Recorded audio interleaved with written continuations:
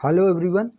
इस वीडियो में हम लोग इग्नू एमएचडी कोर्स के पेपर कोड MHD02 पर चर्चा करेंगे। इसके अंदर आज हमारा टॉपिक होगा मैथिली शरण गुप्त की काव्यगत विशेषताएं, अर्थात मैथिली शरण गुप्त के काव्य के मूल स्वर या फिर मैथिली शरण गुप्त के काव्य की प्रवृत्तियां या फिर मैथिली शरण गुप्त की काव्यगत विशेषताएं।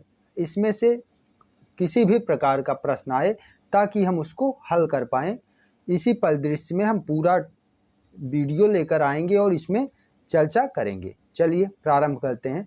काव्यगत विशेषताएं जानने से पहले थोड़ा सा मैथिली शरण गुप्त को जान लेते हैं।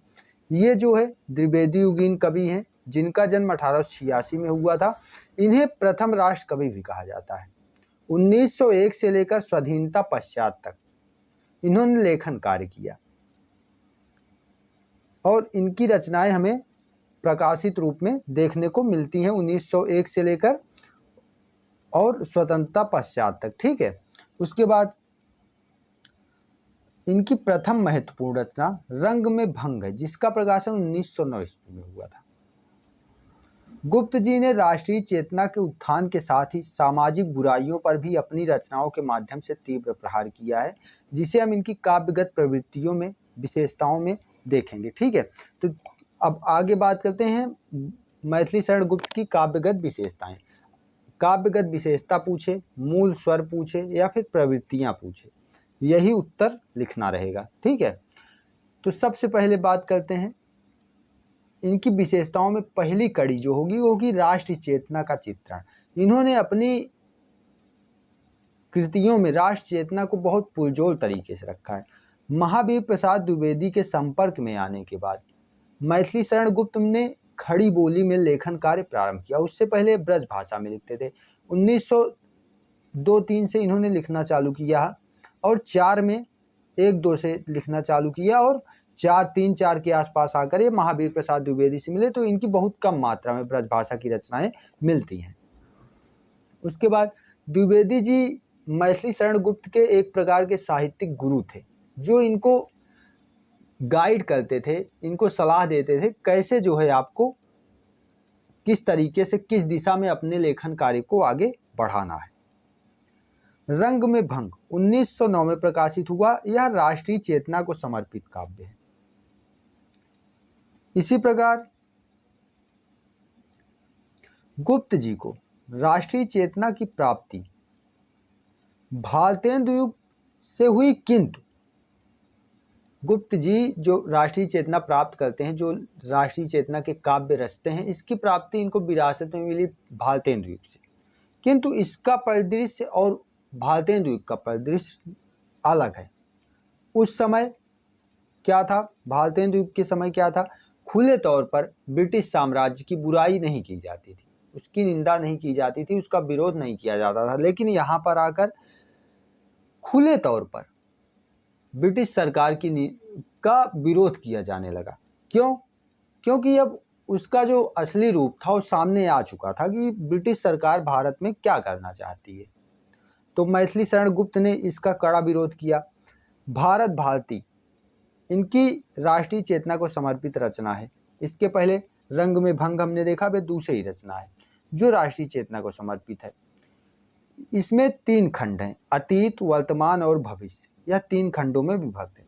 अतीत खंड में भारत के स्वर्णिम इतिहास का वर्णन है, जिसे हम इस प्रकार देखें उदाहरण के माध्यम से। तो चर्चा हमारी कभी संसार में सर्वत्र थी, वह सद्गुणों की कीर्ति मानो एक और कलत्र थी। इस दूर दशा का स्वप्न में भी क्या हमें कुछ ध्यान था, क्या इस पतन को ही हमारा वह अतुल उत्थान था। ये अतीत खंड से, जहाँ इन्होंने गुप्त जी ने अतीत की प्रशंसा की है और बताते हैं कि हमारा अतीत कितना स्वर्णिम था। जाति व्यवस्था के समर्थन के साथ इन्होंने सुधारवादी दृष्टिकोण का भी परिचय दिया है कि ठीक है, जातियों को लेते हुए, क्षत्रियों को, शूद्रों को, ब्राह्मणों को लेते हुए इन्होंने राष्ट्रीय उत्थान के लिए, राष्ट्र की एकता के लिए, राष्ट्र स्वतंत्रता के लिए एकत्र होने को कहा था, उसका आह्वान किया था। इसकी कुछ पंक्तियां देखते हैं, जैसे हे क्षत्रियो सोचो तनिक तुम आज कैसे हो रहे, हम क्या कहें कह दो तुम्हें तुम आज जैसे हो रहे।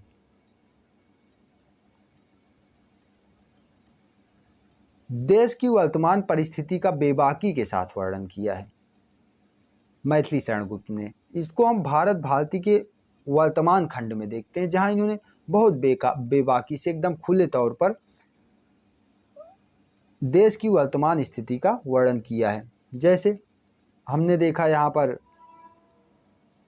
हे क्षत्रियो सोचो तनिक तुम क्या आज कैसे हो रहे, इस प्रकार। ठीक है, आगे बढ़ते हैं। किसान जीवन, अगली प्रवृत्ति जो है गुप्त जी के काव्य की, वह है किसान जीवन का चित्रण। किसान जीवन इनका कैसा, इनके काव्य में कैसे उभरता है उसको देखते हैं। किसान जीवन को समर्पित रचनाएं रही हैं किसान, जो कि 1915 में प्रकाशित खंड काव्य है।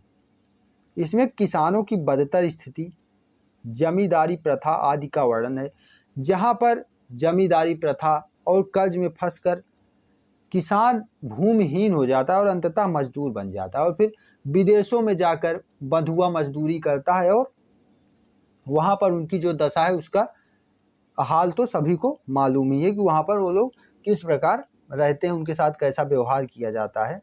तो इस प्रकार किसान खंड काव्य में इन्हीं सभी तथ्यों का वर्णन किया गया है। अन्य रचनाएं जो रही हैं किसान जीवन को समर्पित, वो है बाल्य और विवाह और सरस्वांत, ये भी किसान दशा का वर्णन करने वाली रचनाएं हैं। 1914 में तातेराम सनाद की फिजी संस्मरणों को श्री बनारसी दास चतुर्वेदी ने फिजी द्वीप में मेरे 21 वर्ष शीर्षक से छापा था, और जब इसका प्रकाशन हुआ इन संस्मरणों का, तो ये पुस्तक बहुत चर्चित हुई और ब्रिटिश सरकार के खिलाफ विरोध होने लगा कि जो भारतीय मजदूर फिजी में, मॉरिशस में या किसी अन्य साउथ अफ्रीकन कंट्री में, अन्य अफ्रीकन कंट्री में भेजे जाते हैं, उन पर रोक लगाई जाए, उन्हें रोका जाए। और इसी आंदोलन की पृष्ठभूमि में किसान खंड काव्य की नींव तैयार हुई, और यहीं से गुप्त जी ने प्रेरणा ली कि किसान खंड काव्य लिखना है। वे अपने काव्य में अंग्रेजी सरकार की आलोचना करते हैं, जहां उनकी नीति थी विदेशों में अन्न को, जो भारत में अन्न उपजता था उसको विदेशों में सप्लाई कर देते थे, अपने देश लेकर चले जाते थे, और यहाँ पर नील की खेती करवाते थे, जमींदारी प्रथा थी। इन विभिन्न प्रक्रमों में फंसकर भारत का किसान बहुत जर्जर हो चुका था, भूखों मर रहा था, और भारत की स्थिति दयनीय होती जा रही थी। तो उसी का चित्रण यहाँ पर करते हैं गुप्त जी की, अब पूर्व किसी अन्न की होती नहीं उत्पत्ति है, पर क्या इसी से अब हमारी घट रही संपत्ति है।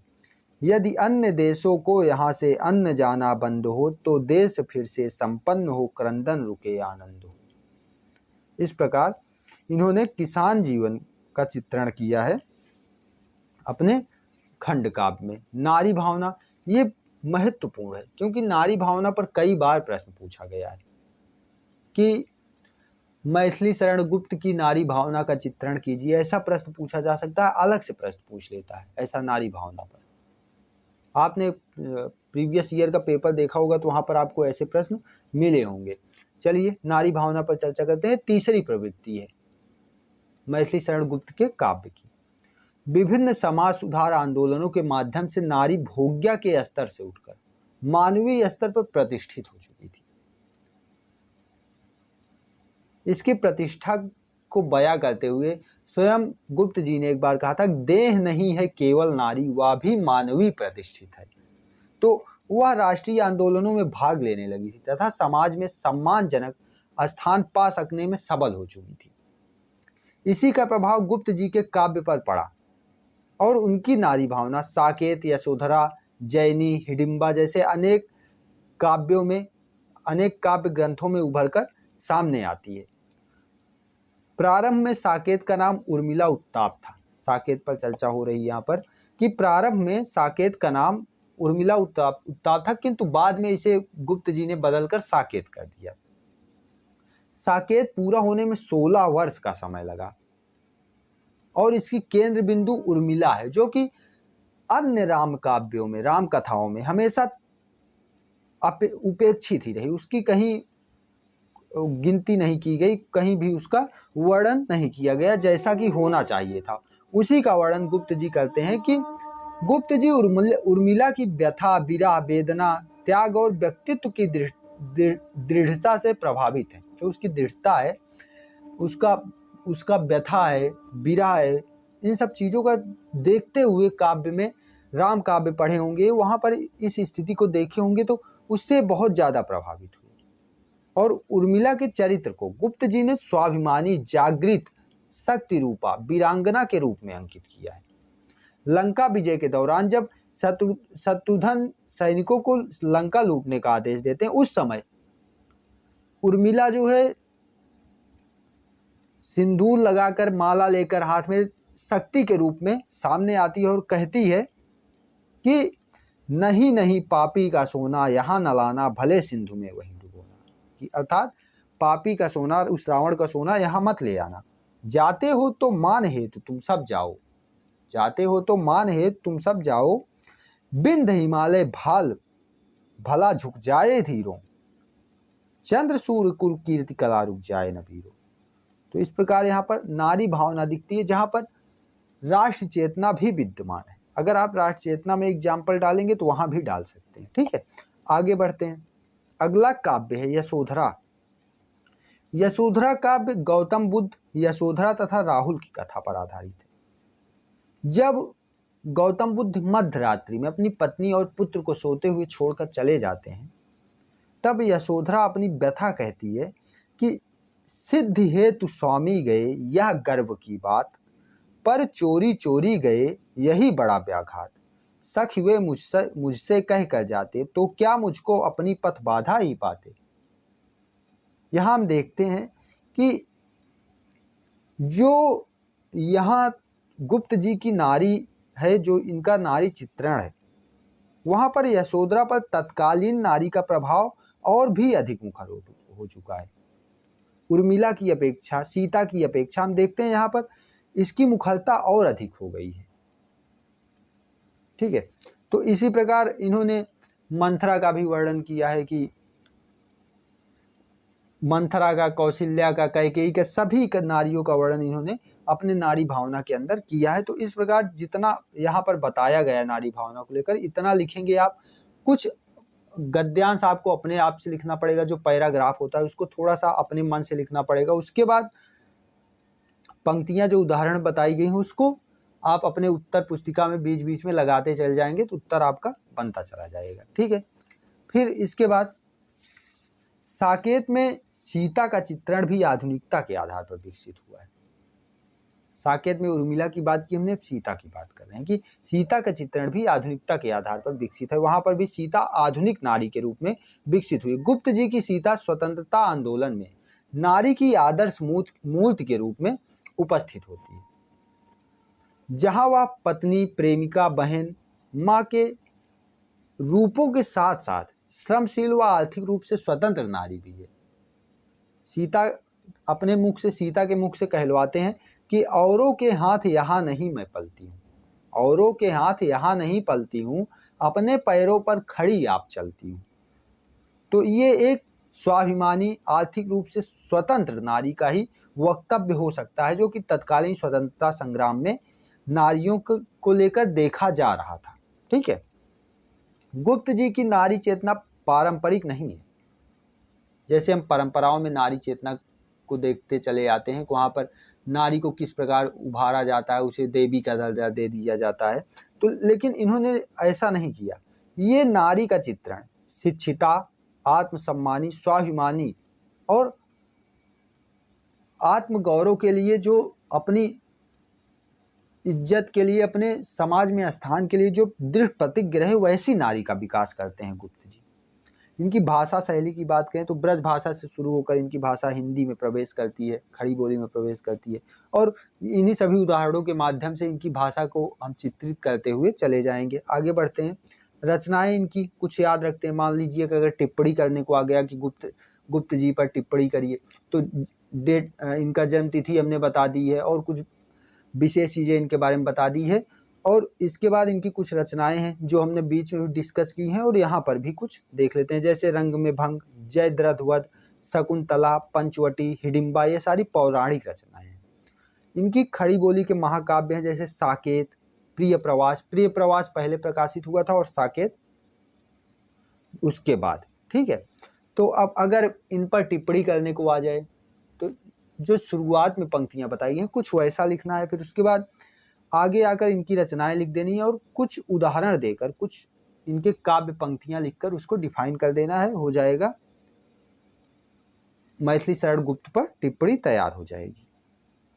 तो ये रहा इसके अंदर मैथिली शरण गुप्त की काव्य प्रवृत्ति, काव्य विशेषता, या फिर आप उनके काव्य का मूल स्वर कहें, जो भी कहें, ये इस पर हमने चर्चा की। जो इससे रिलेटेड आवश्यक वीडियोज होंगे MHD की प्लेलिस्ट में ऐड हो जाएंगे और प्लेलिस्ट का लिंक डिस्क्रिप्शन में मिल जाएगा। MHD 2 का एक समराइज वीडियो है जिसको आपको एग्जाम देने से पहले, एग्जाम हॉल में जाने से पहले जरूर एक बार देख लेना है, 1-2 बार जरूर देख लेना है उसको, ताकि आपको चीज़ें ज़्यादा क्लियर हो सकें। उसमें बहुत बेहतर तरीके से बताया गया है, उसका भी लिंक डिस्क्रिप्शन में मिल जाएगा। वीडियो को लाइक करिएगा और जो ज़रूरतमंद लोग हों उन तक पहुंचाइएगा, क्योंकि बहुत सारे लोग ऐसे हैं जिनकी तैयारी नहीं हो पाई है किसी कारणवश से। कुछ लोग जॉब में हैं या फिर कुछ लोग किसी अन्य कारणों से नहीं कर पाए हैं, तो उन तक इन वीडियोज़ को पहुंचाइए ताकि वो लोग भी अपनी तैयारी को एक अच्छी तरीके से कर सकें और अपनी परीक्षा में अच्छा परिणाम ला सकें। मिलते हैं फिर अगले वीडियो में।